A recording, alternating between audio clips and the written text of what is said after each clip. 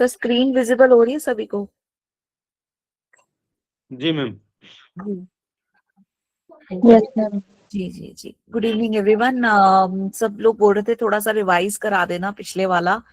तो वैसे तो आज का टॉपिक कम्युनिकेशन और उसके बैरियर्स के ऊपर है, जो थोड़ा सा मैनेजमेंट में कम्युनिकेशन का टॉपिक दिया हुआ था।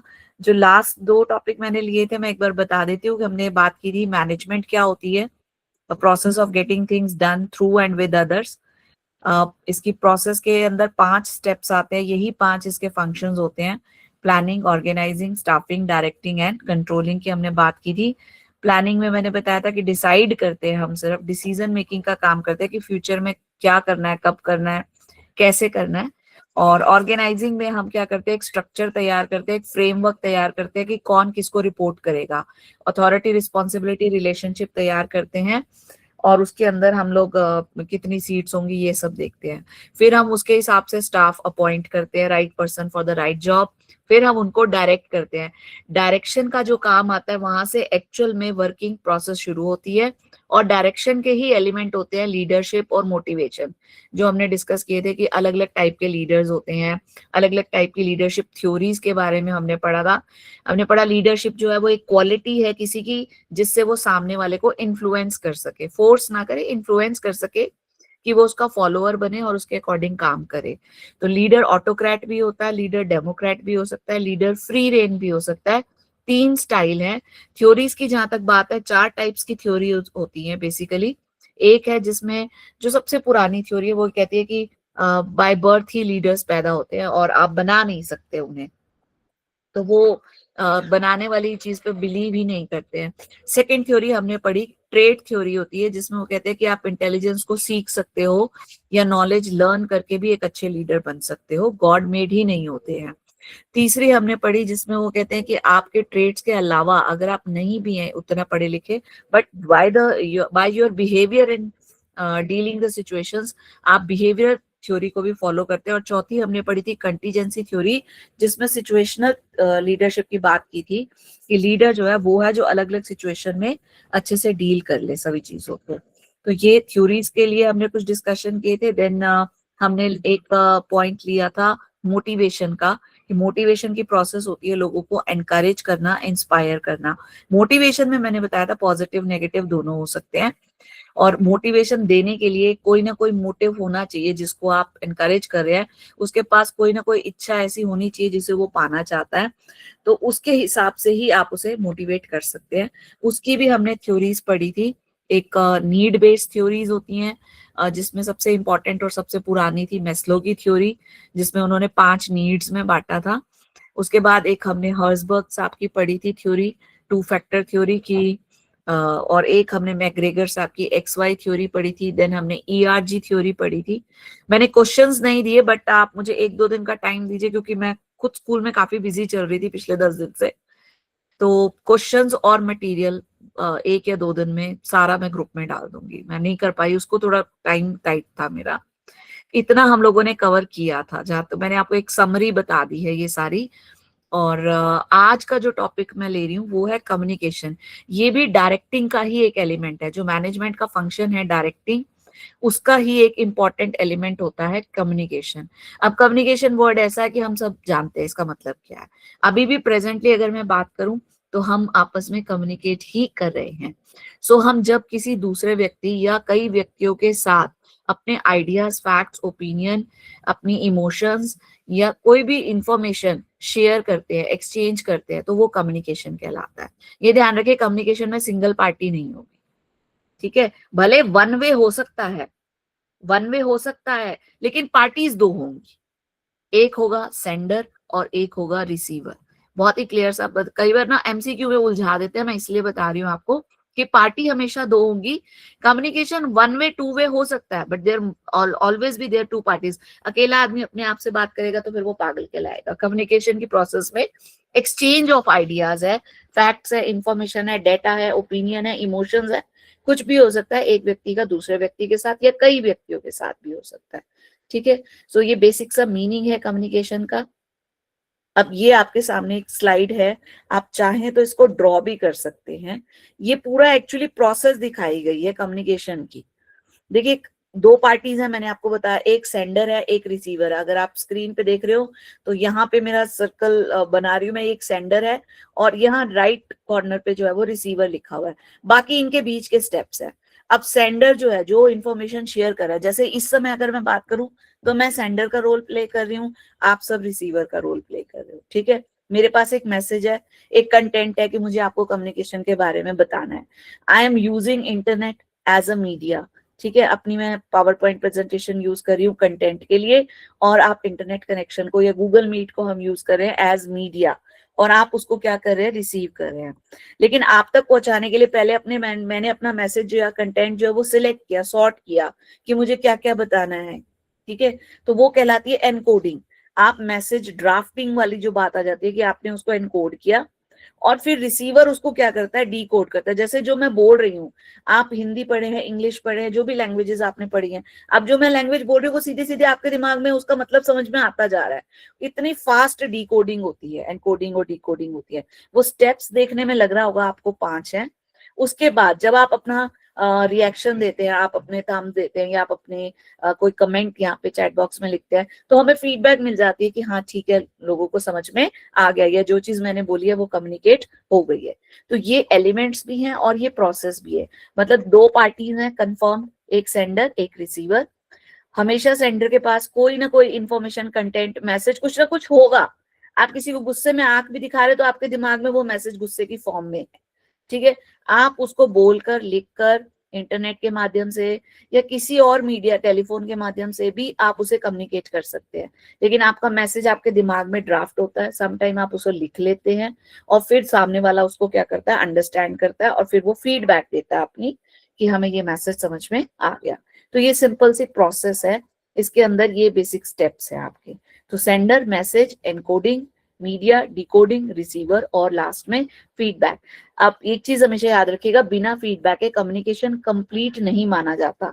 जब हम क्लास में भी पढ़ा रहे होते हैं तो जब हम बोलते हैं तो हम पूछते हैं बच्चों को, समझ में आ गया, तो बच्चे वो आगे जवाब देते हैं यस सर या यस मैम, या समटाइम अगर वो जवाब नहीं दे रहे तो हम फेस रीड करके भी फीडबैक ले लेते हैं कि लग रहा है इसको समझ में नहीं आया, फिर उसको खड़ा करके क्वेश्चन पूछ लेते हैं। So feedback is very essential to make ensure कि कम्युनिकेशन जो है वो पूरा हो गया है, ठीक है। इसीलिए बार बार पढ़ाई में भी कहा जाता है कि आप फॉलो अप कीजिए, आप फीडबैक लीजिए कि बच्चे को समझ में आया या नहीं आया। ये उसी की डिटेल है कि सेंडर कौन होता है, जो इन्फॉर्मेशन को भेजता है। मैसेज मीन्स जो कंटेंट मैटर है, वो कोई भी इंफॉर्मेशन हो सकती है, डेटा हो सकता है, फैक्ट्स हो सकते हैं। एनकोडिंग मीन्स आप उसको ड्राफ्ट करते हो कि आपने क्या बोलना है। So you translate your message into language, words, picture, action, emotion, face expression, gestures, किसी में भी आप उसको एनकोड करते हो और सामने वाला उसको समझता है। मीडिया जो मेथड आप यूज करो, जैसे मैंने आपको अभी एग्जांपल बताया कि हम गूगल मीट को यूज कर रहे हैं, सो इसके थ्रू हम एक दूसरे के साथ अपनी कम्युनिकेशन प्रोसेस पूरी कर रहे हैं। फिर डी कोड, मैं जो भी दिखा रही हूँ आप उसको पढ़ रहे हो, समझ रहे हो, और आपके दिमाग में उसका एक मीनिंग जा रहा है। सो डी कोडिंग है, रिसीवर के पास जा रही है, और फिर रिसीवर अपनी क्या देता है, फीडबैक देता है। सो प्रोसेस भी यही है, एलिमेंट्स भी इसमें यही है, ठीक है मैम। Excuse me. जी मैम। नॉइस, हाँ बस ठीक है। नॉइस जो है वो तब होता है मैम, नॉइस एक्चुअली हो भी सकता है, नहीं भी। नॉइस का मतलब होता है डिस्टरबेंस किसी भी तरह की। जैसे मैडम पढ़ा रही थी, शिल्पा मैम, तो कभी कभी नेटवर्क टूट रहा था, है ना। कभी कभी हम बोल रहे थे मैडम वॉइस बहुत क्रैक हो रही है, मैडम ने कहा मैं दूसरे नेटवर्क से ज्वाइन करती हूँ, तो दैट काइंड ऑफ डिस्टरबेंस अगर कहीं कोई आ रही है, आवाज ठीक से नहीं आ पा रही है, प्रेजेंटेशन विजिबल नहीं हो पा रही, वो नॉइस होता है। कोई भी डिस्ट्रैक्शन जब आ जाती है तो उसको हम जो है वो नॉइस का नाम दे देते हैं, ठीक है। ये सेंडर की तरफ से भी हो सकती है। कभी कभी मैसेज ठीक से आप, अच्छा प्रिंटर में कमांड देते हो, वो प्रिंटर ठीक नहीं चला, वो आड़ा टेढ़ा प्रिंट कर देगा, वो भी नॉइस का ही पार्ट आ जाता है। तो कोई भी जर्क जो आ जाएगी वो आपका नॉइस कहलाएगा, ठीक है। मैम इसमें, थैंक यू मैम। मैम इसके लिए गेटकीपर या द्वारपाल शब्द भी तो यूज में लिया जाता है। क्या चीज सर, ये पार्डन? गेटकीपर किसे बोलते हैं? गेटकीपर नहीं, कम्युनिकेशन में गेट कीपर तो नहीं बोलते सर, नॉइस को गेट कीपर नहीं बोलते हैं सर। अवरोधक, अवरोधक बोलते हैं जैसे। नहीं, अवरोधक नहीं गेट सर, कीपर नहीं हो सकता सर ना। गेट अवरोधक वो कीपर तो तो मास कम्युनिकेशन में जो होता है सर। कम्युनिकेशन को कंट्रोल करते हैं ना, हाँ वो उनको, हो सकते हैं, वो हो जाते हैं वो सर, पर मीडिया के लिए ये आएगा सर, वो आगे है जनसंचार। डिस्टर्बेंस को गेट कीपर नहीं बोलते, ये कंफर्म है सर। हाँ, डिस्टरबेंस तो किसी भी प्रकार की बाधा सर किसी भी आएगी प्रकार गेट से हो कीपर आएगी। वहां होते हैं जो अपने मीडिया यूज करते हैं, हाँ जिसमें जैसे तो हाँ। हम जहां जहां आपको अपने चेक लगाना होगा ना, जहां पे भी आपको चेक रेडियो लगाना होगा टेलीविजन कुछ या हाँ, अखबार में लिमिट में करना है। छपती है हाँ खबरें, जी तो जी उसमें जी गेट जी कीपर जी आते हैं। ठीक बिल्कुल बिल्कुल। तो जी जी हाँ डिस्टरबेंस को कभी भी गेट कीपर नहीं कहा जा सकता। तो ये किसी भी उसमें हो सकती है, सेंडर रिसीवर किसी के एंड पे भी बड़ा नॉर्मल सी चीज है कि शोर है, कहीं ना कहीं बाधा आ रही है किसी ना किसी प्रकार की। आप बोलना कुछ चाह रहे हैं और एक्सप्रेशन आपके मैच नहीं कर रहे, या कहीं कुछ गड़बड़ हो रही है, तो वो आपका है। Now what is the importance of communication? हालांकि ये बड़ा जनरल सा टॉपिक है। क्या हमें जरूरत है कम्युनिकेशन की? बिना कम्युनिकेशन के काम चलेगा ही नहीं। आपको लीडरशिप भी दिखानी है ना, तो भी कम्युनिकेट करना है। आपको मोटिवेशन देना है एम्प्लॉइज को, तो भी कम्युनिकेट करना है। आपको कोई पॉलिसी बनाई है, वो भी कम्युनिकेट करनी पड़ेगी। तो आपका काम शुरू ही नहीं हो सकता, सीधे ही नहीं चढ़ सकता बिना कम्युनिकेशन के। कोई भी रूल पॉलिसी जो है, जब तक वो बताएंगे नहीं तो पता कैसे चलेगी? शेयर नहीं करेंगे तो फिर कोई भी काम जो है ऑर्गेनाइजेशन का संभव नहीं हो पाएगा। तो कम्युनिकेशन जो है वो बेस है कोऑर्डिनेशन का। अच्छा, एक छोटा सा टॉपिक मैंने शायद छोड़ दिया था मैनेजमेंट के टाइम पे, मैं बता भी देती हूँ। 2 वर्ड्स है, क्योंकि मैं कई क्वेश्चन पढ़ रही थी, ये उसमें पूछा गया था। एक वर्ड होता है कोऑर्डिनेशन और एक वर्ड होता है कॉपरेशन। आप में से कोई बताना चाहेगा दोनों में क्या डिफरेंस है? क्योंकि बड़ा कॉमन से शब्द है, वैसे तो सबको आइडिया होता ही है इसका। एंड एनीवन फ्रॉम यू कुछ इसके बारे में कुछ बोलना चाहेंगी? कॉपरेशन और कोऑर्डिनेशन दोनों का क्या मतलब है?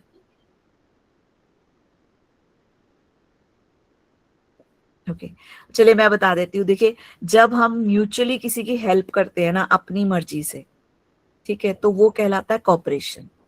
हिंदी में इसको कहते हैं सहयोग। कि किसी ने मुझसे मदद मांगी और मैंने अपनी कंसेंट से उसकी मदद कर दी, या उसने नहीं भी मांगी तो भी मुझे लगा कि इसको जरूरत है, तो चलो मैं कॉपरेट कर देता हूँ। ठीक है, जैसे मान लीजिए आपको कुछ काम आ गया, आपने अपने फ्रेंड से कहा कि यार मेरा पीरियड देख ले, और उसने कहा कि चल कोई नहीं तू कर ले, मैं देख लेता हूँ। ये है कॉपरेशन। इसमें मैनेजमेंट आपको नहीं फोर्स नहीं कर रही है, ये मैनेजमेंट की तरफ से इम्बाइब कम होता है। ये कोऑर्डिनेशन का मतलब होता है डिफरेंट डिफरेंट एक्टिविटीज जो है किसी भी ऑर्गेनाइजेशन की, उनको एक साथ लेके चलना। और ये टॉप लेवल मैनेजमेंट या मिडिल लेवल मैनेजमेंट जो होती है वो फोर्सिबली एम्प्लॉइज पे लागू करती है। इसका सबसे अच्छा एग्जांपल आपका टाइम टेबल। आपके स्कूल में एक टाइम टेबल बनता है, time table is the best example for coordination. वो इसीलिए बनाया जाता है, आप सबको उस क्लास में जाना है, इस पर्टिकुलर पीरियड में जाना है, ये सब्जेक्ट पढ़ाना है। तो आप आपस में कॉपरेट करके बदल लेते हैं कि चल तू मेरा ये ले लियो, या मेरा मुझे आज यहाँ जाना है, या मुझे ये काम है। वो आपकी म्यूचुअल हेल्प है। पर कोऑर्डिनेशन हमेशा मैनेजमेंट जानबूझ के सोच विचार के आपके ऊपर लागू करेगा। और कोऑर्डिनेशन का जो पर्पस होता है वो होता है 2। एक, ओवरलैपिंग ना हो, कोई भी ऐसा ना हो कि एक ही काम 2 जनों को दे दिया, कोई नहीं करके देगा आपका काम। ठीक है, और ऐसा ना हो कि वेस्टेज हो जाए, छूट जाए कोई काम। तो ओवरलैपिंग भी ना हो, डुप्लीकेशन भी ना हो, और वेस्टेज या आइडल भी ना रहे, इसीलिए कोऑर्डिनेशन किया जाता है। ठीक है, स्कूल की कमेटी, बिल्कुल मैडम, बहुत बढ़िया एग्जांपल है शिल्पी मैम। स्कूल कमेटीज जो बनती हैं वो भी कोऑर्डिनेशन है। हम आपस में जो देखिए, जो आपने म्यूचुअल अपने लेवल से किया ना, जिसमें आपके ऊपर कोई दबाव नहीं है, वो है आपका कॉपरेशन। अपनी मर्जी से कर रहे हैं आप, ठीक है, लेकिन आपके ऊपर लगाया गया और आपको फॉलो करना है, वो है कोऑर्डिनेशन। वो प्लान्ड वे में होता है, डेलिबरेटली किया जाता है, सोच विचार के। लेकिन कॉपरेशन ना कभी कभी हम बिना सोचे भी किसी की हेल्प कर देते हैं। ठीक है, तो वो अनप्लान्ड होता है। और ऐसा नहीं हो सकता कि कोई भी ऑर्गेनाइजेशन सिर्फ कोऑर्डिनेशन से चल जाए या सिर्फ कॉपरेशन से चल जाए, दोनों ही चाहिए। अगर मैनेजमेंट कोऑर्डिनेशन कर देती है ना, थोप भी देती है, लेकिन आप उसको कॉपरेट नहीं करते, फेल है। आप मानने से इनकार कर देते हो, या आप, ठीक है, वो प्रोसीडिंग क्या होंगी वो सब बात की बातें है ना, लेकिन फिर ऑर्गेनाइजेशन का तो नुकसान होगा ना, टाइम वेस्ट होगा, रिसोर्स वेस्ट होगा। तो कोऑर्डिनेशन और कॉपरेशन जो है वो दोनों बहुत जरूरी होते हैं। और कोऑर्डिनेशन के लिए जो कुछ भी आपने प्लान किया वो कम्युनिकेट करना पड़ेगा। जैसे मैंने आपको टाइम टेबल का बताया कि एग्जाम्पल, या मैडम ने अभी बताया कि स्कूल की कमेटीज बनती हैं या कोई भी इवेंट होता है तो हम सारा ड्यूटी चार्ट्स तैयार कर लेते हैं, तो कोऑर्डिनेट कर रहे हैं हम चीजों को, तालमेल बिठाना, इसको हिंदी में कहते हैं समन्वय बिठाना। और मैं अपने बच्चों को समझाती हूँ कि जब 2 बैट्समैन क्रीज पे होते हैं और एक कॉल करता है और दूसरा नहीं सुनता या बाद में चलता, तो फिर एक का रन आउट होना पक्का है। तो उनके तालमेल में गड़बड़ी जब होती है तो कोऑर्डिनेशन खराब हो जाता है। तो ये कोऑर्डिनेशन जब डिपार्टमेंट्स में आपने लगाना है, ऑर्गेनाइजेशन में आपने लगाना है, तो प्रॉपर कम्युनिकेशन होना बहुत जरूरी है। हम कई बार कहते हैं ना, हम तक तो नोटिस ही नहीं आया, हमें तो बताया ही नहीं। There is lack of coordination. ठीक है, तो बहुत जरूरी है कम्युनिकेशन, प्रॉपर कम्युनिकेशन, ताकि आपके डिपार्टमेंट एक्टिविटीज जो है वो कोऑर्डिनेट हो सके। देन किसी भी ऑर्गेनाइजेशन की स्मूथ वर्किंग के लिए, मैंने आपको कहा ना, आप बिना बोले कोई भी काम नहीं कर सकते। बिना बोले मतलब इन द सेंस कि आप राइटिंग में ऑर्डर निकालोगे, वर्बली अनाउंस करोगे, कम्युनिकेट तो आपको करना ही पड़ेगा, चाहे आप व्हाट्सएप पे कर रहे हो। तो जब भी कम्युनिकेशन गैप होगा, काम अटक जाएगा, ऑर्गेनाइजेशन के काम रुक जाएंगे। तो काम स्मूथली चलता रहे ऑर्गेनाइजेशन का, उसके लिए भी कम्युनिकेशन जरूरी है। Then decision making. अच्छा, अब यहाँ पर वो लीडरशिप भी आ जाती है। जैसे हम बात करते हैं, देखो मैनेजमेंट जो भी डिसीजन लेती है वो राय मशवरा करके लेती है, आपस में डिस्कशन होता है, हो सकता है सबके साथ ना हो लेकिन कुछ ग्रुप्स के साथ होता है। तो जो डेटा आपको चाहिए या जो फीडबैक आपको चाहिए उसके अकॉर्डिंग आप आगे का प्लान बनाते हो या डिसीजन लेते हो। तो डिसीजन मेकिंग के लिए भी फिर अगेन आपको डिस्कशन करनी है, तो आपको क्या करना पड़ेगा, कम्युनिकेट करना पड़ेगा। ठीक है, अच्छे से कम्युनिकेट कर रहे हैं, फीडबैक ले रहे हैं, कोई नॉइस नहीं है, सबको समझ में आ रही हैं चीजें, तो आपकी एफिशिएंसी बढ़ जाएगी। मतलब कम कॉस्ट में ज्यादा काम। एफिशिएंसी मैंने आपको बताया, जहां कॉस्ट फैक्टर आपका मिनिमम हो जाए आप एफिशिएंट हो गए। ठीक है, तो आपके सारे काम जो है वो अच्छे से हो जाएंगे अगर आपका कम्युनिकेशन प्रॉपर है। मैक्सिमम टाइम कम्युनिकेशन गैप रह जाता है, मिसअंडरस्टैंडिंग्स हो जाती हैं, फिर वो रिफ्ट्स का रूप ले लेती हैं और फिर धीरे धीरे कलेश बन जाते हैं उस स्कूल का। तो एक अच्छा कम्युनिकेशन नेटवर्क होना बहुत जरूरी है। इंडस्ट्रियल पीस और कॉपरेशन के लिए भी काइंडली सजेस्ट मैम, एक ना अगर आप बुक्स की बात करें ना, पर्टिकुलर बुक, पूरी बुक आपको पढ़ने की जरूरत नहीं है। ऑर्गेनाइजेशनल बिहेवियर सब्जेक्ट के अंदर ये सारी चीजें आती हैं ज्यादातर, या प्रिंसिपल्स ऑफ मैनेजमेंट के अंदर आती हैं। लेकिन अगर आप बुक लोगे तो उसमें बहुत सारा एक्स्ट्रा कंटेंट भी होगा। मैं कोशिश करूंगी, मेरे पास पुरानी बुक पड़ी है तो मैं पीडीएफ बना के भेज दूंगी उसकी ना। एक्चुअली मेरे अपने स्कूल में बहुत सारा काम चल रहा था तो मैं नहीं भेज पाई आप लोगों को। So it promotes cooperation and industrial peace. Then एक पॉइंट पीछे रह गया, एस्टैब्लिश इफेक्टिव लीडरशिप। ये मैंने आपको अभी बताया कि एक लीडर जो है उसको पार्टिसिपेटिव होना पड़ेगा अच्छे लीडर बनने के लिए, और उसके लिए उसकी कम्युनिकेशन स्किल्स बहुत अच्छी होनी चाहिए ताकि जो आपके सबऑर्डिनेट्स हैं वो आपके ऑर्डर्स को फॉलो कर सके। Then it boost the morale and provides motivation. ये भी मैंने अभी आपको बताया कि आपको एनकरेज करना है तो भी कम्युनिकेट करना है, आपको काम करवाना है तब भी कम्युनिकेट करना है, आपने किसी को शाबाशी देनी है तब भी कम्युनिकेट करना है। तो हर काम के लिए कम्युनिकेशन आपका जरूरी है। जैसे हम फाइनेंस को कहते हैं ना कि लाइफ ब्लड है किसी ऑर्गेनाइजेशन का, है ना, तो ये वो नसें हैं जिनमें वो खून बह रहा है, इनके बिना भी काम नहीं चलेगा। सो ये एक शॉर्ट समरी हो गई इंपॉर्टेंस ऑफ कम्युनिकेशन की।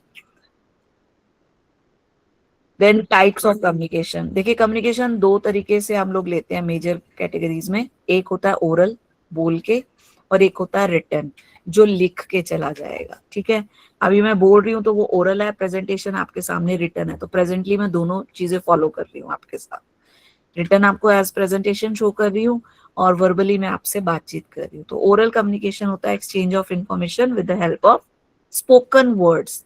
मुंह से बोलकर जो भी आप एक दूसरे से बातचीत करेंगे, फेस टू फेस इंटरेक्शन पे हो, चाहे टेलीफोन पे हो, चाहे आप इंटरनेट की वीडियो कॉन्फ्रेंस में करें, सब ये वर्बल हो सकता है। लेकिन इसके साथ रिटन भी होता है जो लिखित में आ जाता है।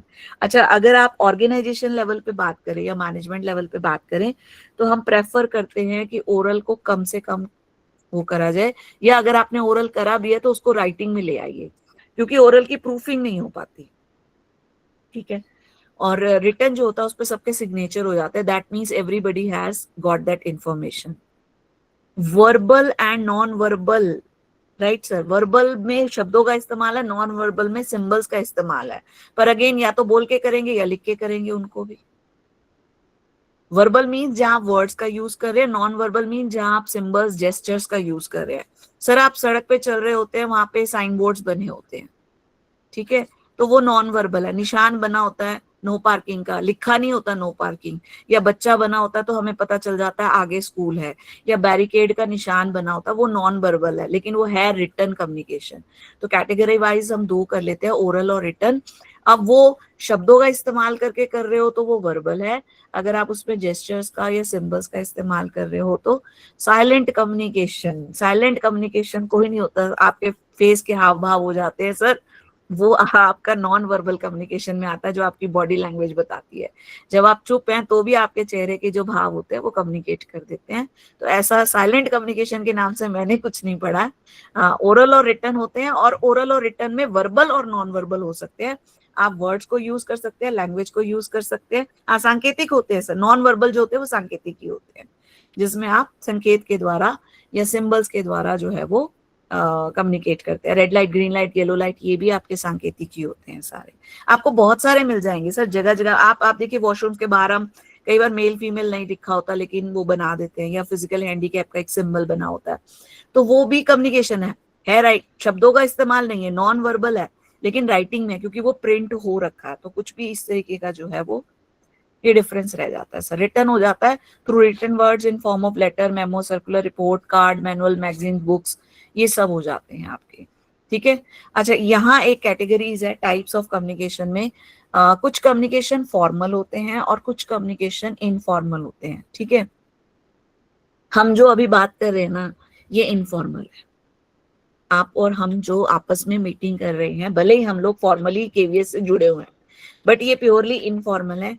फॉर्मल कम्युनिकेशन जो माना जाता है वो कम्युनिकेशन जिसका सीधा संबंध आपके ऑर्गेनाइजेशन के ऑब्जेक्टिव से हो। So if you are talking to a teacher regarding the result and strategies, ठीक है, regarding the students of your class, regarding the policy of KVS, कि उसके ऊपर कोई डिस्कशन आप कर रहे हैं, तो वो आपका फॉर्मल है, आपसे सजेशन मांगी गई है। लेकिन आप पूछ रहे हो आज सब्जी क्या बनाई, आज क्या हाल चाल है, या आज चलो तैयारी कर लेते हैं, ये इनफॉर्मल है। It is not related to organizational objective. ये आपके पर्सनल, आपके सोशल, आपके इमोशनल, साइकोलॉजिकल ऑब्जेक्टिव्स के लिए जो बातचीत आप करते हैं वो इनफॉर्मल होती है, ठीक है। तो फॉर्मल सीधा संबंध रखे कि आपके ऑर्गेनाइजेशन से जुड़ी हुई उसके ऑब्जेक्टिव को अचीव करने के लिए आप कोई भी बातचीत करेंगे, वो फॉर्मल है। प्रिंसिपल ने मीटिंग ली, उसमें उसने आपको सारे रूल्स रेगुलेशन बताए और क्या क्या करना बताया, ये फॉर्मल है। अब बाद में दो लोग चर्चा करें, अरे ये कर दिया वो कर दिया, वो सब इनफॉर्मल है, ठीक है। और कोई भी ऑर्गेनाइजेशन इन दोनों के बगैर नहीं चलता। एक कोटेशन हम लोग यूज करते हैं कि इनफॉर्मल कम्युनिकेशन जो है वो फॉर्मल के अंदर छुपा हुआ होता है, क्योंकि फॉर्मल तो आप करेंगे ऑर्गेनाइजेशन में, बट जब चार लोग एक साथ काम कर रहे हैं तो उनके अंदर कहीं ना कहीं एक बॉन्डिंग बन जाती है। हम ह्यूमन बीइंग्स हैं, तो like minded people get together और वो शेयर करते हैं अपने इमोशंस को, अपनी फीलिंग्स को, अपनी भावनाओं को, तो वो सारा का सारा आपका इनफॉर्मल कम्युनिकेशन होता है। इनफॉर्मल का कोई लेना देना आपके बिजनेस ऑर्गेनाइजेशन से या आपके एजुकेशनल ऑर्गेनाइजेशन से नहीं होता, ये प्योरली आपकी सोशल सेटिस्फेक्शन के लिए।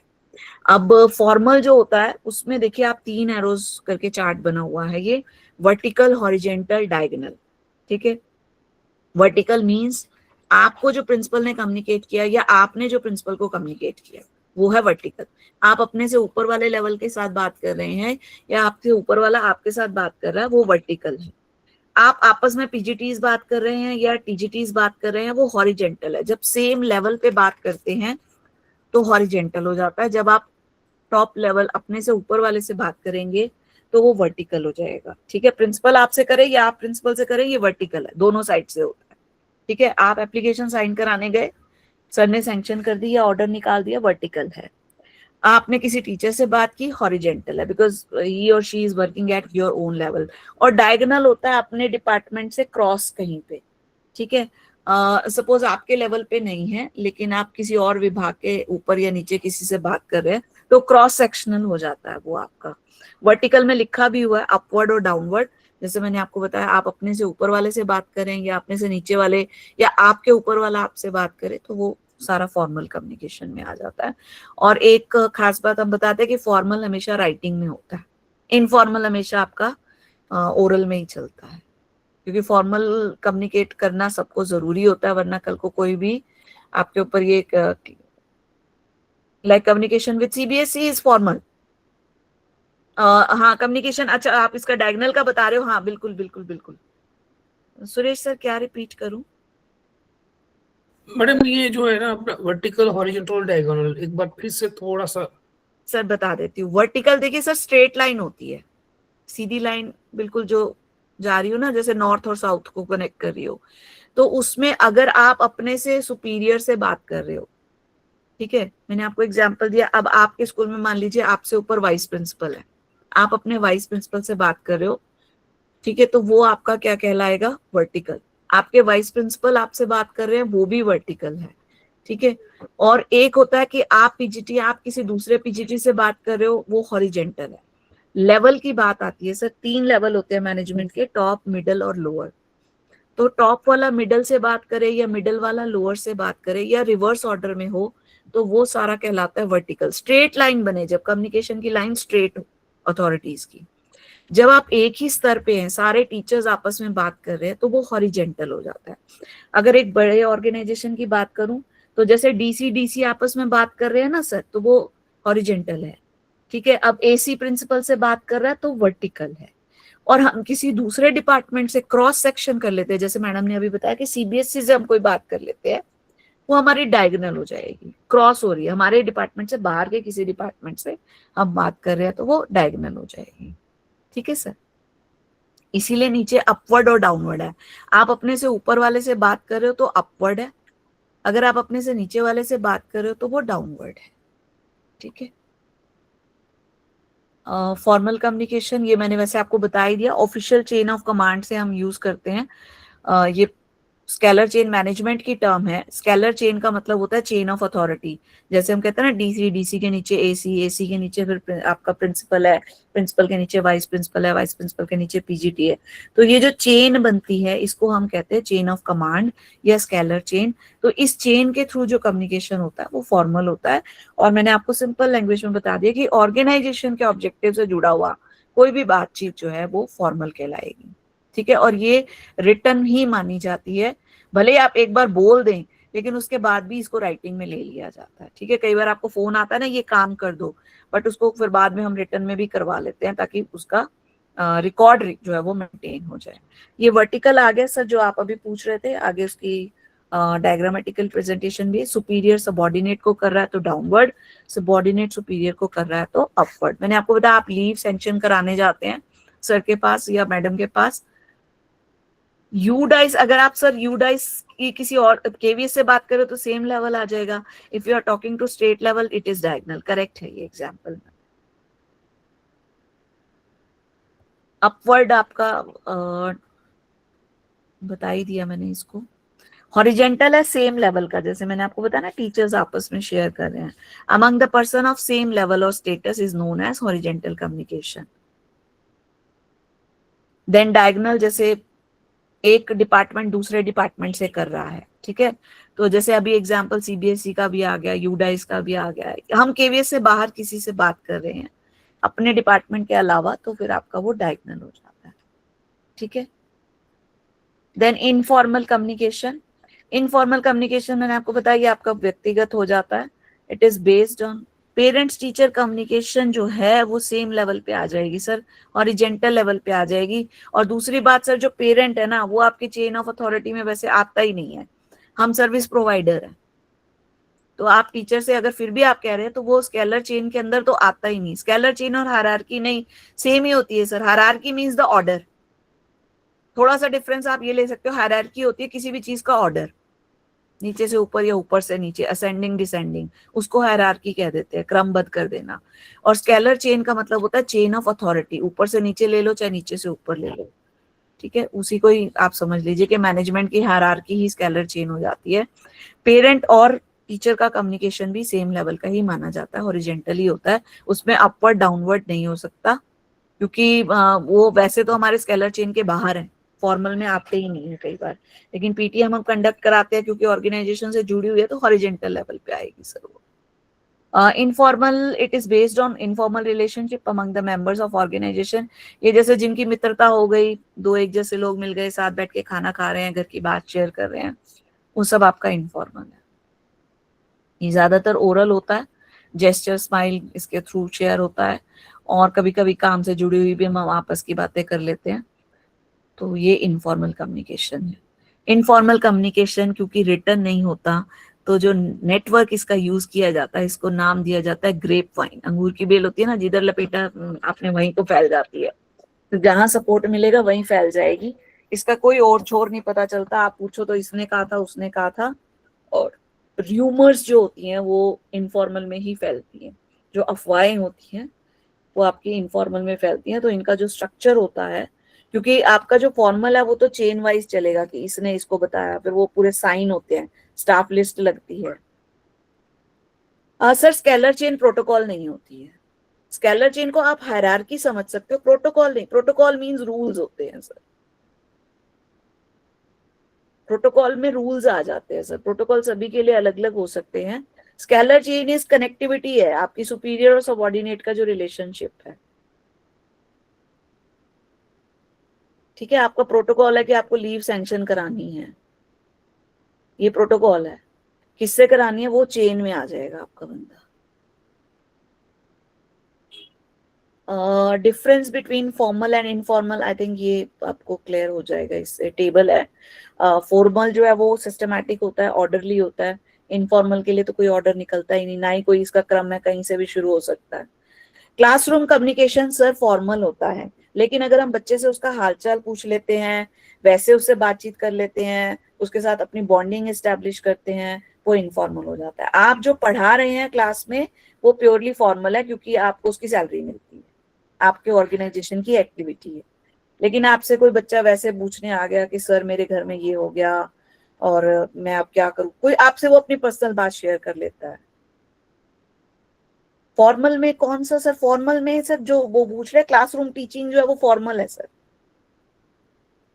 स्टूडेंट टीचर की जो टीचिंग लर्निंग वाली काउंसलिंग सर जो होती है ना, अगर प्रॉपर काउंसलर कर रहा है स्कूल में लगा हुआ, वो तो फॉर्मल है क्योंकि उसको रिकॉर्ड बनाना है उसका।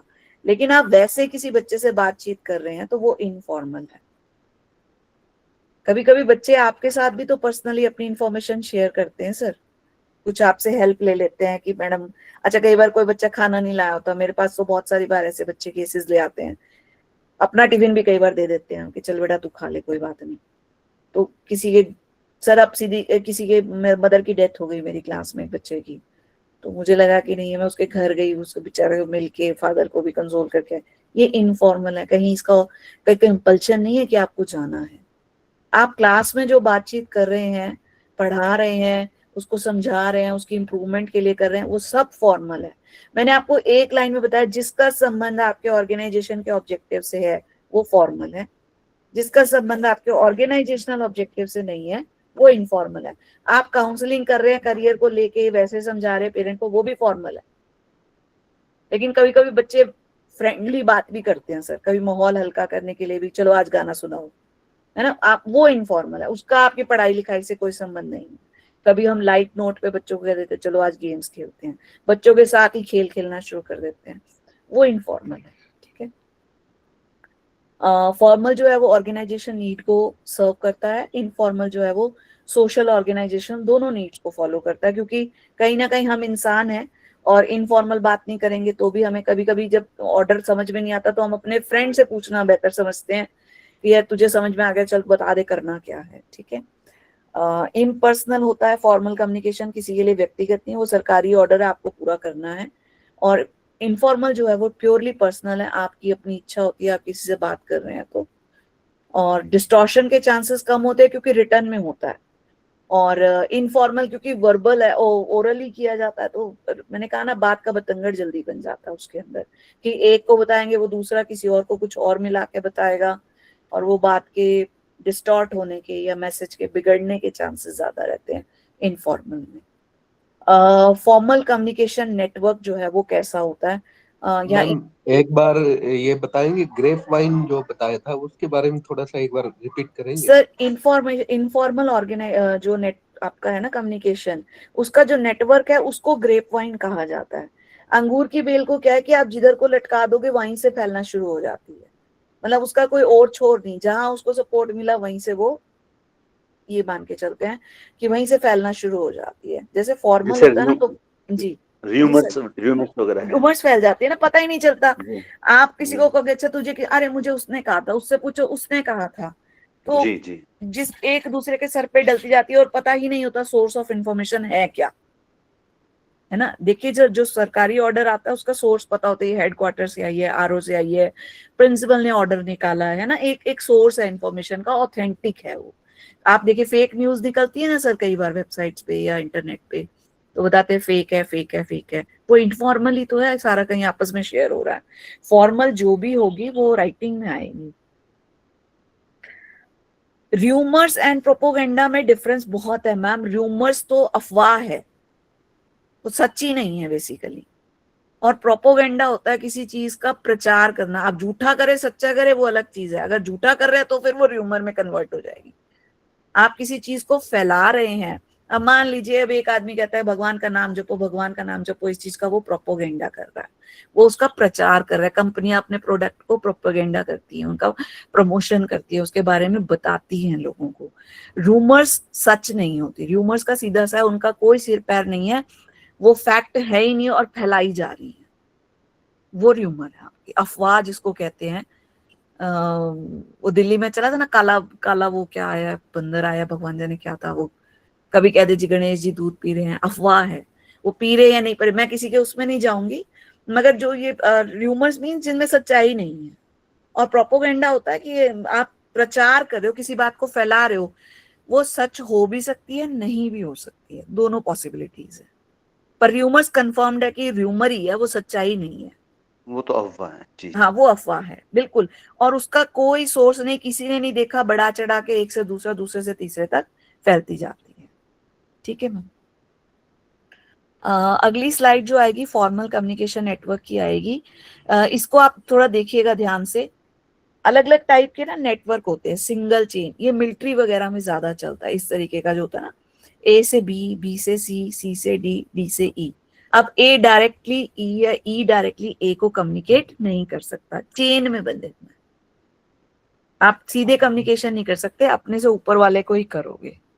सिंगल चेन में जाएगा, स्टेप बाय स्टेप चलेगा।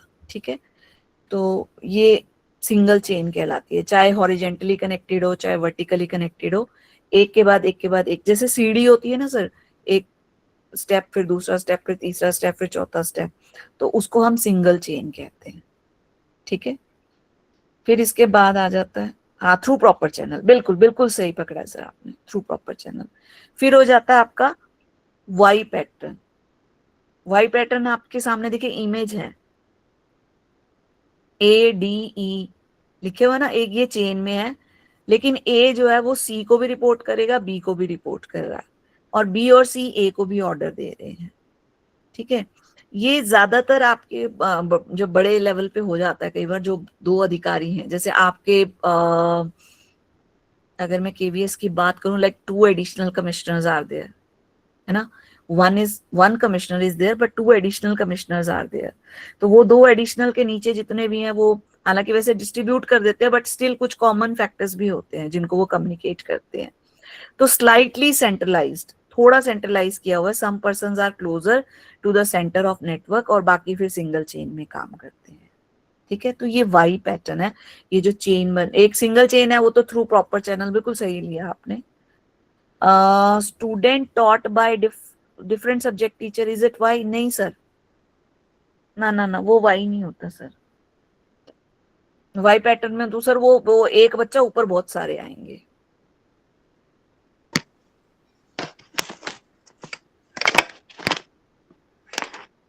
ये व्हील पैटर्न है sir, flow from one central person leader, all others can communicate through the leader only. अब इसके अंदर हाँ 2-3 असिस्टेंट कमिश्नर ओवर प्रिंसिपल बिल्कुल चलता है सर, हाँ ये सही है, मंजू मैम ने बिल्कुल सही एग्जांपल दिया है, क्योंकि नॉर्मली हर रीजन में ना 3 एसीज होते हैं, तो एक ट्रेनिंग देखता है, एक कैड देखता है, एक एडमिनिस्ट्रेशन देखता है, लेकिन वो तीनों प्रिंसिपल को ऑर्डर दे रहे होते हैं। बिल्कुल बिल्कुल अप्रोप्रिएट एग्जांपल है मैम ये उसका। Thank you for supporting my content. Wheel pattern जो है उसके अंदर देखिए आप ए से कनेक्टेड हैं, ए सी को भी दे रहा है, ए डी को भी दे रहा है, ए ई को भी दे रहा है, लेकिन वो खुद ये सेंट्रलाइज्ड है। जो व्हील पैटर्न है ये सेंट्रलाइज्ड है, मतलब ए ने सारी पावर्स अपने पास रखी हैं, वही सबको अलग अलग कम्युनिकेट कर रहा है और सारे ए से कम्युनिकेट कर रहे हैं। ठीक है, तो ये व्हील पैटर्न है इसके अंदर। तो एक सेंटर पर्सन है, ये जो ए है ये सी को भी बताएगा, ये डी को भी बताएगा, ये ई को भी बताएगा, एफ को भी बताएगा, जी को भी बताएगा। ये हाईली जहाँ पे आपको सारा पावर, जो छोटा ऑर्गेनाइजेशन होता है ना उसमें ऐसा पॉसिबल है, बड़े ऑर्गेनाइजेशन में पॉसिबल ही नहीं है कि आप सारी पावर अपने पास रख लें, वरना काम ही नहीं होगा रोजमर्रा का। तो छोटे लेवल के ऑर्गेनाइजेशंस में व्हील पैटर्न संभव है, जिसमें सारा कुछ लीडर खुद ही कम्युनिकेट करता है। देन फ्री फ्लो है, ऑल चैनल। नहीं sir, A is not principal, principal ना आगे कमेटीज बना देता, फिर वो कम्युनिकेट करती हैं। प्रिंसिपल आगे डिसेंट्रलाइज करता है पावर को, डीसी कंट्रोल ऑल स्कूल्स। हाँ ये ले सकते हो, DC control all school, DC सबको ऑर्डर दे रहा है, वो ठीक है। केवी का अगर पैटर्न शो करना है तो केवीएस की वेबसाइट पे उनका ऑर्गेनाइजेशन स्ट्रक्चर दिया हुआ है ना, ये कम्युनिकेशन के पैटर्न्स हैं, ये ऑर्गेनाइजेशन स्ट्रक्चर के पैटर्न नहीं है। कम्युनिकेशन किस किस के बीच में कैसे कैसे होता है उसके बारे में है। अगर आपने केवीएस का स्ट्रक्चर देखना है तो वो आपको केवीएस की वेबसाइट पे मिल जाएगा। फ्री फ्लो में क्या है, all members can communicate with each other, सब लोग किसी से भी कोई भी बात कर सकता है, वो फ्री फ्लो है। सर्कल पैटर्न में हर कोई जो है वो each person in the group can communicate with the other two, आपके आजू बाजू जो है उनसे आप बात कर सकते हो, बाकियों से आप सीधे तौर पे कनेक्टेड नहीं हो। ये कुछ पैटर्न होते हैं, जरूरी नहीं है कि सारे केवीएस में एप्लीकेबल हो।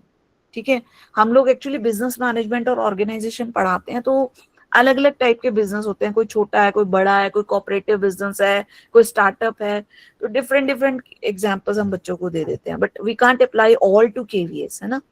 तो केवीएस में ज्यादातर स्केलर चेन या सिंगल चेन फॉलो होती है आपकी, या वाई वाला फॉलो हो सकता है, जैसे बहुत सारे असिस्टेंट कमिश्नर प्रिंसिपल को दे रहे हैं, क्योंकि वो अलग अलग फील्ड का देख रहे होते हैं, या मैंने आपको जैसे बताया कि 2 एडिशनल कमिश्नर्स होते हैं, वो आप ले सकते हो। बाकी ज्यादा हमारा थ्रू प्रॉपर चैनल ही जाता है, चेन के हिसाब से ही कनेक्टेड होते हैं हम लोग।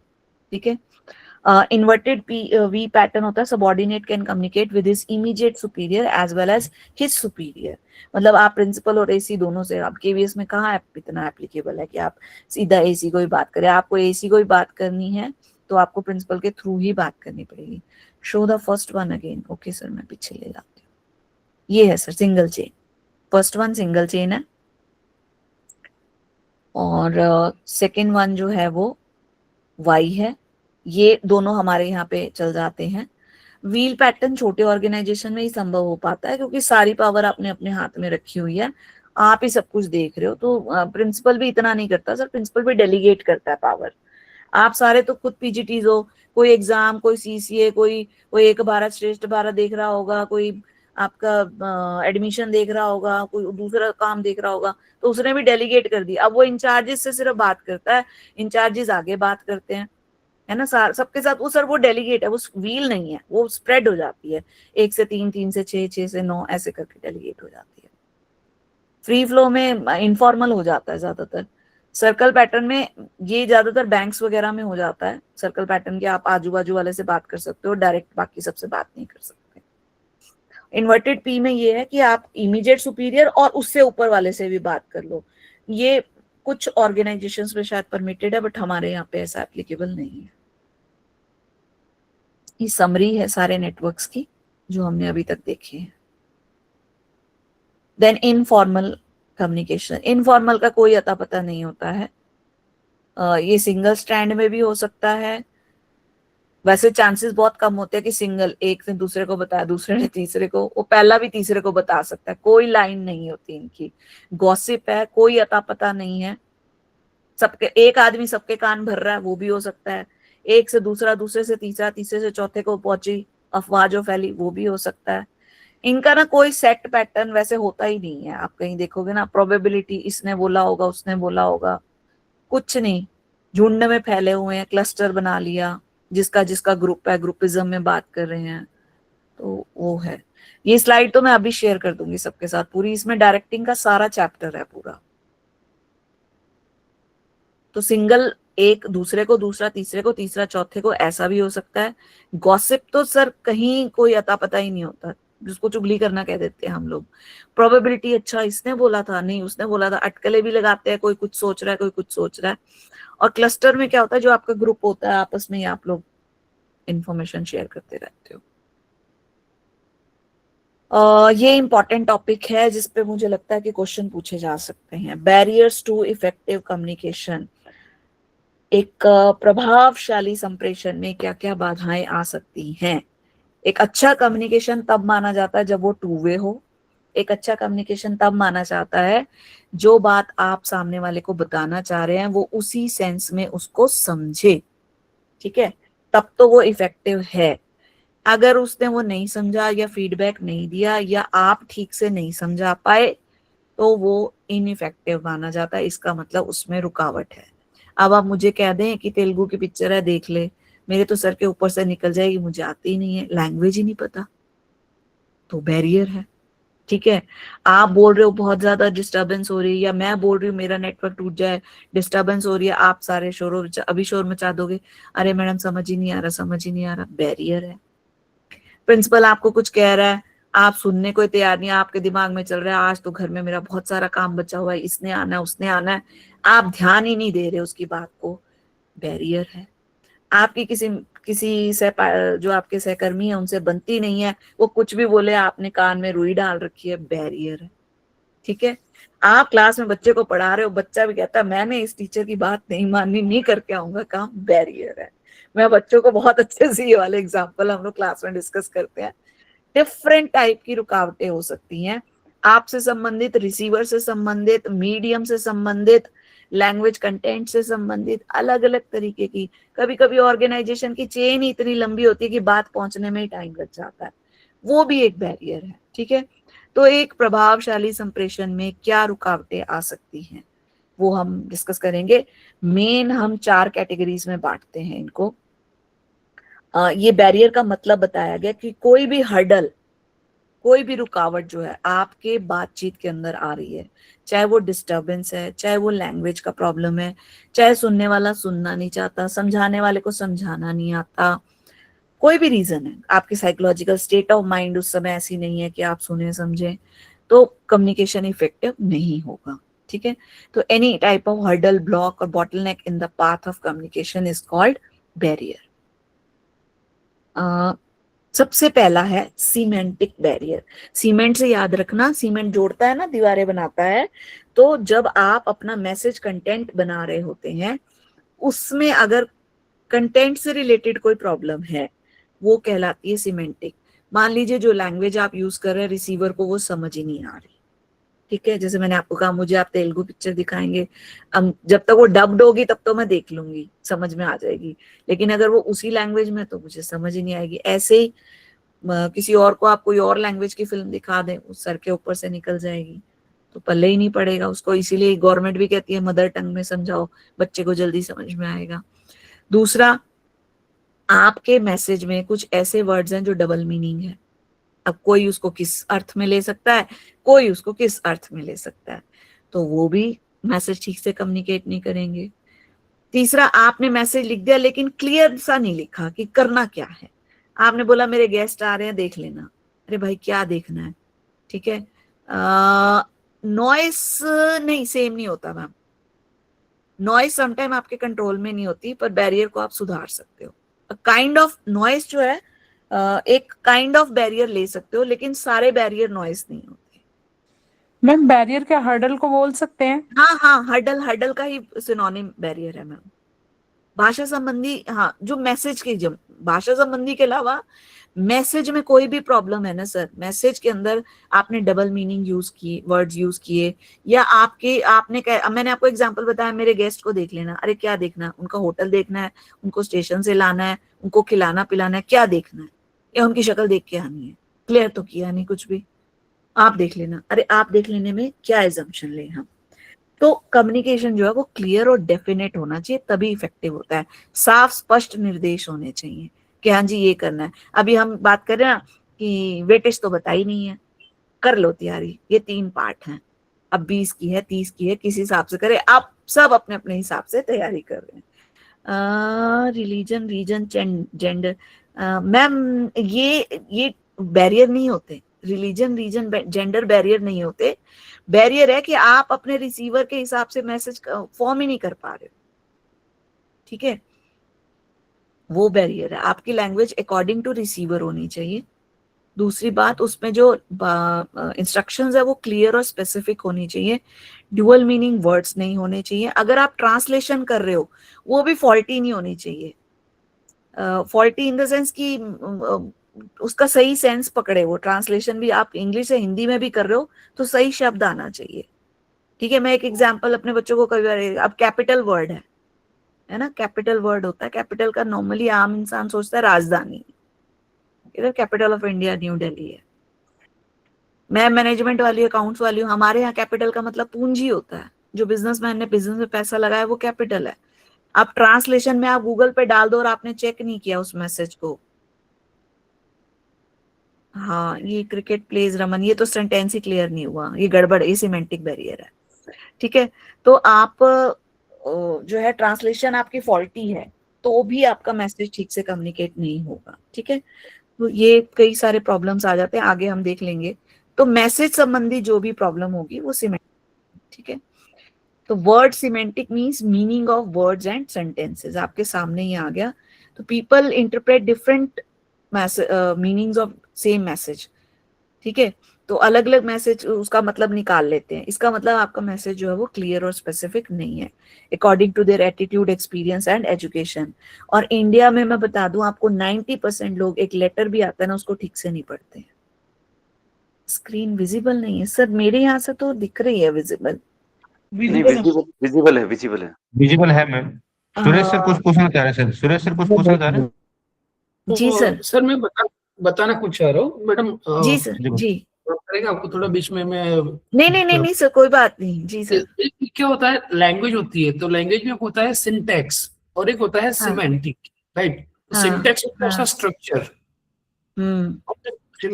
यानी सिंटैक्स होता है स्ट्रक्चर, और सिमेंटिक जो आपने बताया ना अभी वो होता है उसका भाव, अर्थ निकालते हैं हम। हाँ। तो यही है वो सिमेंटिक जो बता रहे हैं ना, वही है कि उसका भाव, अर्थ क्या हो रहा है।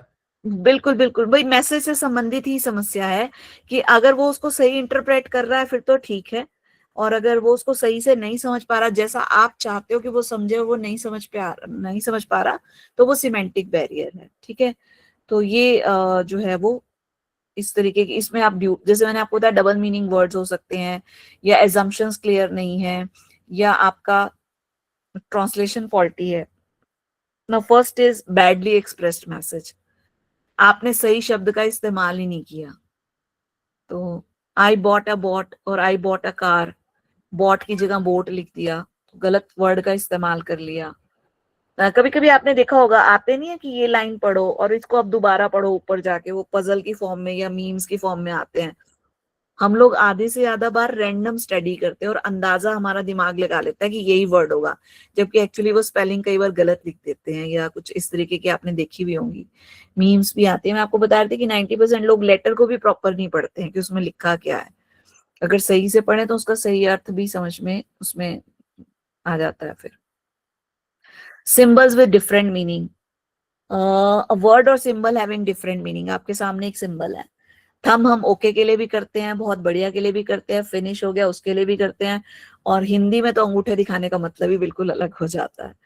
तो अलग अलग मीनिंग्स है। अब सामने वाला उसको किस हिसाब से इंटरप्रेट कर रहा है ये उस पर निर्भर करता है। तो कभी इस तरीके के जो डबल मीनिंग वाले सिंबल्स हैं उनको अवॉइड करना चाहिए, ठीक है। फॉल्टी ट्रांसलेशन जब हम करते हैं ना, तो एक भाषा से दूसरी भाषा में अगर सही तरीके से नहीं हो तो अर्थ का अनर्थ हो जाता है। एक बड़ा अच्छा एग्जाम्पल मैं देती हूँ, मेरे एक प्रोफेसर साहब दिया करते थे। तो बोले कि एक शादी का कार्ड छपा और प्रिंटर ने छाप के दिया, तो जिन्होंने छपवाया था उन्होंने प्रिंटर की धुलाई कर दी। बोले क्या हुआ, ठीक तो छाप के दिया है। तो क्या गलती थी सर, कार्यक्रम की जगह क्रियाक्रम कर दिया। बोले आ और ई की मात्रा ही तो बदली है। और आप समझ जाइए कि कितना अनर्थ हो जाता है। तो ये कार्यक्रम का क्रियाक्रम नहीं करना है, अर्थ का अनर्थ नहीं करना है।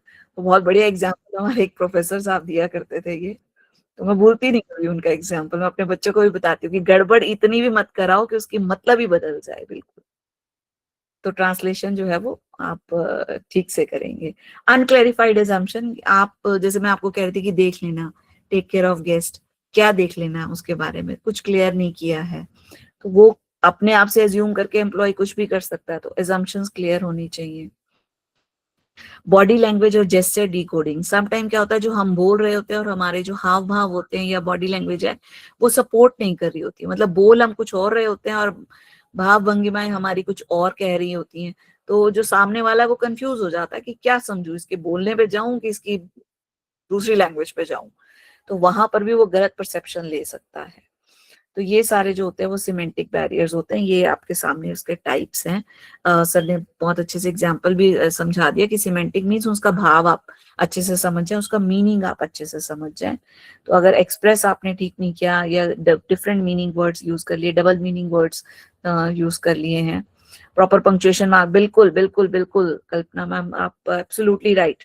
इसके लिए भी एक एग्जाम्पल है, बड़ा अच्छा हिंदी का हमारे टीचर दिया करते थे, रुको मत जाओ और रुको मत जाओ, अंतर ही हो जाता है बिल्कुल, कि रुको मत के बाद कॉमा लगा तो भाई निकल जाओ तुम, और रुको उसके बाद कॉमा लग गया तो मत जाओ, आपको रोक रहे हैं, टोटली मीनिंग डिफरेंट हो जाता है। मैम इसको ऐसे कह दें क्या ठीक रहेगा, रोको मत जाने दो, रोको मत जाने दो, हाँ बिल्कुल वो बिल्कुल बिल्कुल यही है बिल्कुल बस। बिल्कुल बिल्कुल सही है, बिल्कुल केशव सर एकदम एब्सोल्युटली। मैं बस वही याद कर रही हूँ जो मुझे टीचर्स ने याद कराया। जी जी जी मैम। हाँ, तो वो कभी कभी सर कुछ कुछ बातें जो होती है ना वो बैठ जाती हैं अपने प्रोफेसर्स की, कि हाँ उन्होंने ऐसा बताया था, तो वो मुझे लगता है वो कहीं ना कहीं जीवन की सच्चाई होती है जो हमारे टीचर्स ने हमें सिखाई और शायद हम अपने बच्चों को सिखा रहे हैं। सेकंड है हमारे साइकोलॉजिकल बैरियर। साइकोलॉजिकल देखिए नाम से क्लियर है, स्टेट ऑफ माइंड से जुड़े हुए हैं आपकी मानसिक स्थिति के हिसाब से अगर कोई रुकावट आ रही है तो वो साइकोलॉजिकल बैरियर है। इमोशनल और psychological factors which act as a barrier to communicators are called psychological barrier. Mood खराब है, ट्रबल्ड माइंड है, डिस्टर्बेंस चल रही है, वो सारे आपके साइकोलॉजिकल बैरियर होते हैं। और कभी कभी हम ऐसे में ऐसा रिएक्ट कर जाते हैं जो हम एक्चुअल में करना ही नहीं चाहते, तो वहां कभी कभी गलतियां भी हो जाती हैं, मिसअंडरस्टैंडिंग्स भी हो जाती हैं। जी, प्री मैच्योर इवोल्यूशन, पूर्वाग्रह, बिल्कुल मुकेश जी आपने सही दिया। सामने वाले ने बात पूरी भी नहीं की और हमने अपने दिमाग में एक परसेप्शन बिठा लिया, अब तो यही बोलेगा, और उसकी बात पूरी होने से पहले ही हमने निर्णय ले लिया या हमने बोल दिया, तो वो होता है आपका प्री मैच्योर इवैल्यूएशन। तो here the receiver comes to conclusion without fully listening to the content या फुल्ली अंडरस्टैंडिंग द कंसेंट। आप बोलने वाले को बोलने ही नहीं देते और पहले ही अपनी बात रख देते हैं, तो प्री मैच्योर इवैल्यूएशन है। मतलब आपके दिमाग में ऑलरेडी कुछ चल रहा था और क्योंकि वो चल रहा था तो उसी वजह से आपने उसको कम्युनिकेट कर दिया, तो वो क्या कहलाएगा आपका प्री मैच्योर इवैल्यूएशन। ठीक है। लैक ऑफ अटेंशन, ये मैंने आपको स्टार्टिंग में बताया था कि आपका ध्यान ही नहीं है, कि वो अपनी प्रॉब्लम बता रहा है और दूसरा सुनने को तैयार नहीं है, उसके दिमाग में कुछ और चीजें चल रही हैं, दूसरा काम चल रहा है, टेंशन चल रही होती है। कई बार हमारे दिमाग में कोई कह भी रहा होता है तो हाँ हाँ कर देते हैं, पर समझ में कुछ नहीं आ रहा होता हमारे भी। So lack of attention. तो साइकोलॉजिकल बैरियर्स यही होती हैं जो आपकी स्टेट ऑफ माइंड से जुड़ी हुई होती हैं। देन लॉस बाय ट्रांसमिशन और पुअर अटेंशन। अच्छा तुमने बताया था, अरे मैं तो भूल गया या मैं भूल गई, तो कई लेवल से कम्युनिकेशन होके गुजरा, तो हो सकता है कुछ चीजें बीच में छूट गई और कुछ आप भूल गए, तो भी कम्युनिकेशन जो है वहां पे लॉस्ट हो जाता है या प्रॉपर नहीं हो पाता है। ठीक है, याद नहीं रहता जिसको भी। डर या अविश्वास, बिल्कुल मुकेश सर। मुकेश सर आप कॉमर्स के हैं? नहीं मैडम, हिंदी से हूँ। आप पॉइंट सारे पढ़ रहे हैं। आपने तैयारी की। ये क्या, ये पॉइंट में बना रखा था, बनाया था तो उस वजह से ही हाँ तैयार किया। मैं बिल्कुल बिल्कुल बिल्कुल बिल्कुल डिस्ट्रस्ट होता है, आपको भरोसा ही नहीं है, दोनों को, सेंडर को रिसीवर को एक दूसरे पे भरोसा ही नहीं है, बस मतलब वो उसको सही सेंस में पकड़ेंगे ही नहीं मैसेज को। तो ज्यादातर ये प्रॉब्लम आती है साइकोलॉजिकल बैरियर में, डिस्ट्रस्ट वाली ऑर्गेनाइजेशंस के अंदर। So they can't understand the message. जब आप किसी पे भरोसा ही नहीं कर रहे तो वो कह भी रहा है तो भी आप पूरी तरीके से उसकी बात को नहीं मानेंगे या समझेंगे। सो ये साइकोलॉजिकल बैरियर्स होते हैं आपके। चारों है, प्रीमेच्योर इवैल्यूएशन है, लैक ऑफ अटेंशन है, लॉस बाय ट्रांसमिशन या पुअर रिटेंशन जो हम भूल जाते हैं उसकी बात आ रही है, और डिस्ट्रस्ट है कि हमें भरोसा ही नहीं है ना मुझे ना सामने वाली पार्टी को, तो हम कह भी देंगे तो वो इफेक्टिव नहीं होगा। कम्युनिकेशन तो होगा, इफेक्टिव नहीं होगा, प्रभावशाली नहीं होगा, वो शायद अपना काम पूरा भी ना कर पाए उस चीज में जैसा हम चाहते हैं। ये आपके दो अभी तक मैंने करवा दिए बैरियर्स, एक सिमेंटिक जिसमें हम मैसेज से रिलेटेड बात कर रहे हैं, और दूसरा है साइकोलॉजिकल जिसमें हम स्टेट ऑफ माइंड की बात कर रहे हैं।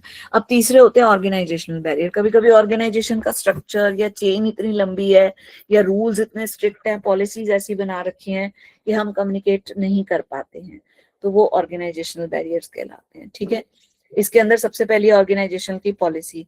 अगर ऑर्गेनाइजेशनल सेंट्रलाइज्ड है, सेंट्रलाइज मतलब एक ही बंदे के पास सारी पावर है, हर चीज के लिए उससे पूछो, तो समटाइम क्या होता है, बहुत डिले हो जाता है एक एक काम के लिए पूछना फिर करना, तो सपोर्टिव नहीं होता फ्री फ्लो ऑफ कम्युनिकेशन, और कम्युनिकेशन फास्ट भी नहीं होता, काम डिले ही होता है। इसीलिए बड़े ऑर्गेनाइजेशन जो होते हैं वो ज्यादातर डिसेंट्रलाइज होते हैं।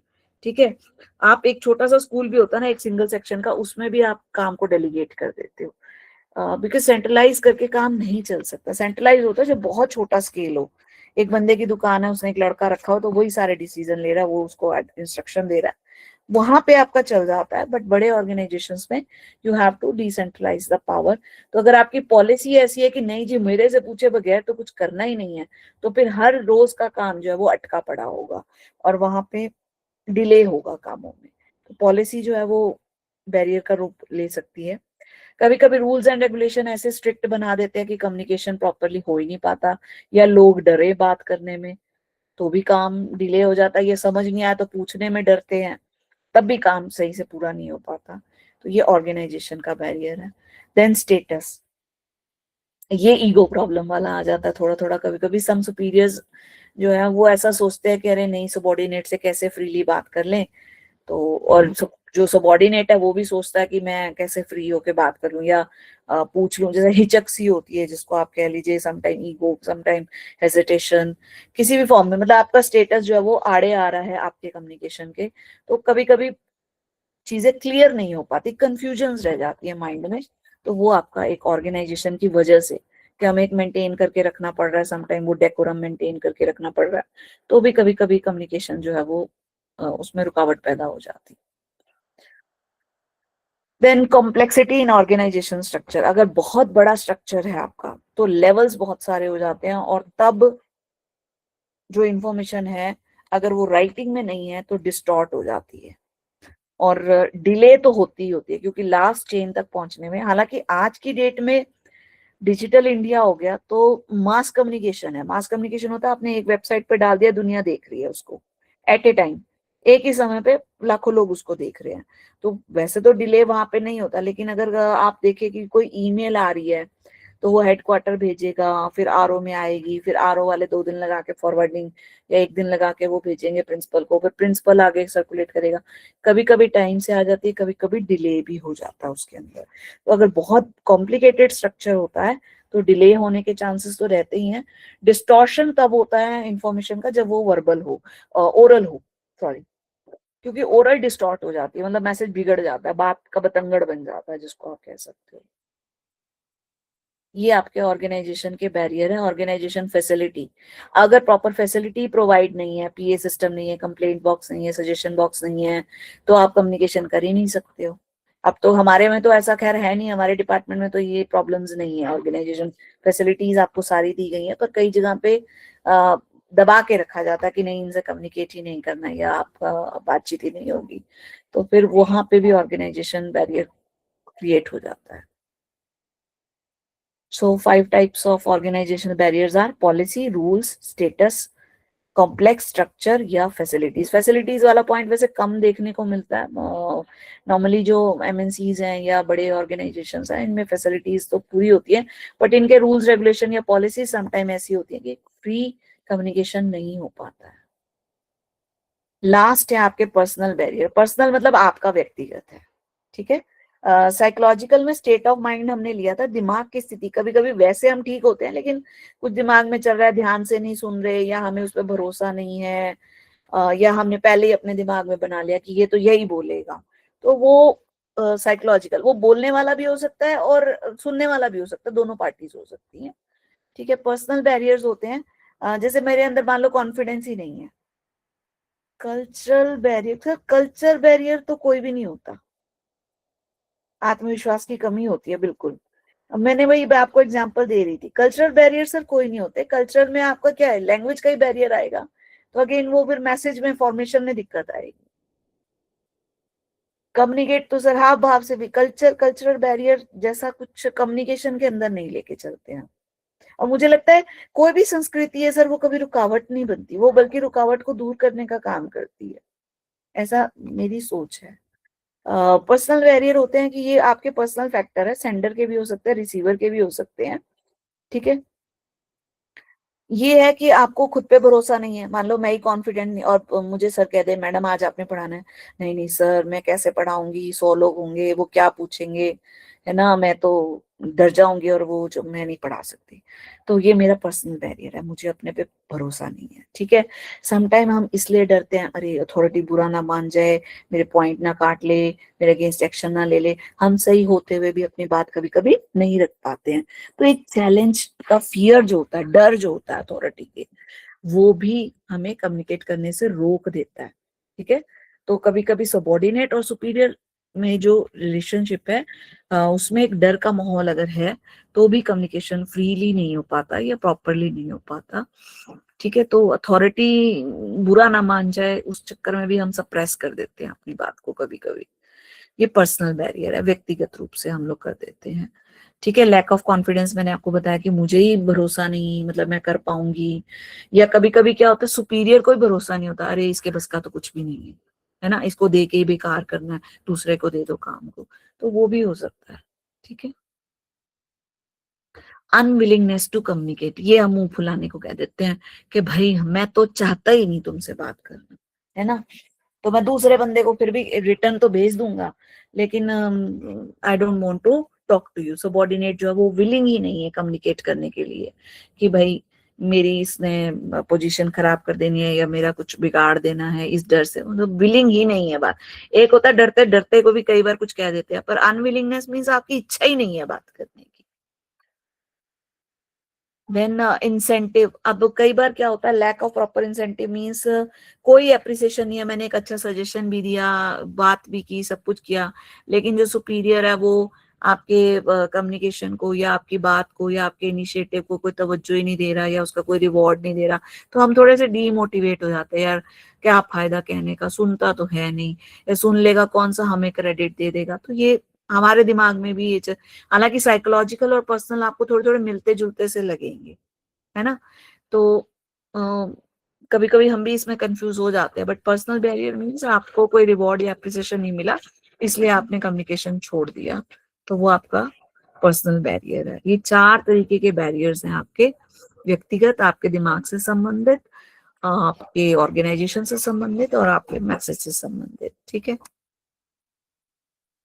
अब इसको इम्प्रूव कैसे किया जाए, इफेक्टिव कैसे किया जाए, तो सबसे पहली बात तो आप कम्युनिकेट करने से पहले आइडियाज क्लियर कर लें, जो है वो कि समझ में उसको ठीक से आ जाए, मतलब मैसेज ठीक फॉर्म कर लें, सही शब्दों का इस्तेमाल कर लें। तो आइडिया अपने दिमाग में पहले क्लियर रखें कि मैं कहना क्या चाहता हूँ। फिर कम्युनिकेटर की नीड क्या है, उसको क्या बताना जरूरी है, तो वो समझ के आप अपना मैसेज जो है वो फॉर्म करें, उस हिसाब से उसको बताएं। ठीक है। Then consult others before communicating, अगर कोई डिसीजन मेकिंग की बात है या कुछ ऑर्डर है, तो आप दूसरों से भी पहले सलाह मशवरा कर लें, उसके बाद ये ऑर्डर निकालें, बाद में काट पीट करना ठीक नहीं लगता है। देन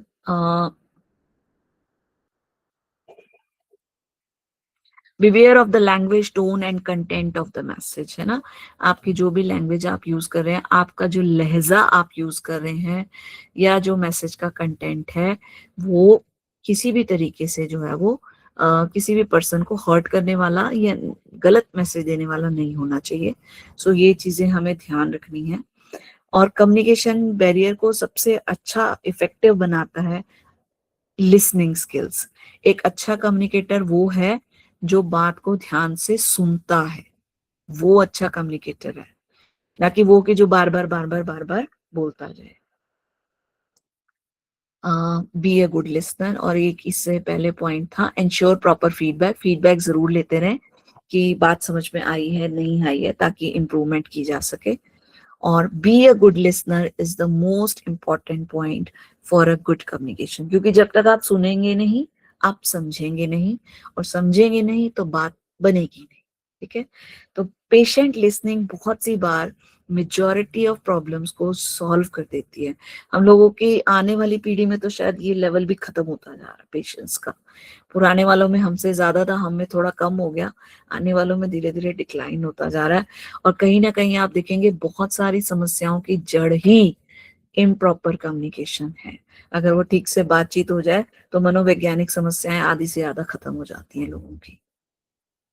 फॉलो अप जरूर लेते रहें कम्युनिकेशन का, रिव्यूज फीडबैक लेते रहें अगर कोई है तो आपका कम्युनिकेशन जो है वो इफेक्टिव हो जाएगा। ठीक है, इसके बाद ये वाली पूरी स्लाइड मैं आप लोग के साथ शेयर कर देती हूँ। इसमें काफी सारा कुछ दिया हुआ है, जो मैंने आज पढ़ाया आपको और जो मैंने पहले पढ़ाया था उसके बारे में भी कई सारी चीजें हैं। ये वाली सर मैं अभी शेयर कर दूंगी, मेरी बनाई हुई नहीं है बट मैंने भी किसी से ली है, तो अच्छी स्लाइड है, आप सब देख सकते हैं। लीडरशिप के बारे में भी है इसके अंदर सारा कुछ, तो this I will share with you all. Regarding other topics जो है मैं 1 या 2 दिन का टाइम बस आपसे रिक्वेस्ट है, क्योंकि कल मेरे प्रिंसिपल सर ज्वाइन कर लेंगे तो आई विल बी रिलीव्ड। पिछले 10 दिन से पूरा स्कूल का बर्डन था मेरे सर पे, मैं बिल्कुल अपना भी नहीं कर पा रही थी काम थोड़ा सा, तो आई विल सॉर्ट आउट